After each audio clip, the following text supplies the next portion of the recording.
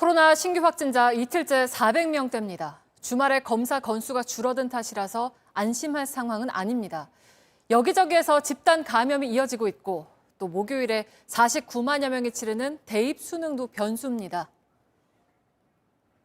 1주 내지 2주 후에 많게는 700에서 1000명까지도 환자가 발생할 수 있는 그런.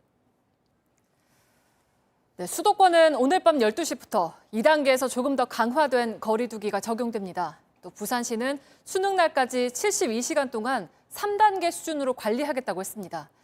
방역당국은 10명이 넘는 모임을 취소해달라고 호소했습니다. 먼저 에어로빅 학원에서 요양병원으로 감염이 번진 수도권 상황을 윤영탁 기자가 보도합니다. 서울 강서구의 에어로빅 교습소. 첫 확진자가 나온 뒤 일주일 만에 감염 규모가 200명에 육박했습니다. 근처 한 요양병원까지 바이러스가 전파됐습니다.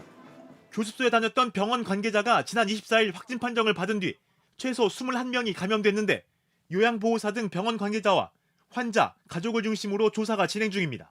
방역 수칙을 잘 준수하였으나 종사자가 의료기관 외부에서 감염되어 의료기관 내 집단 감염으로 전파된 것으로 확인되었습니다.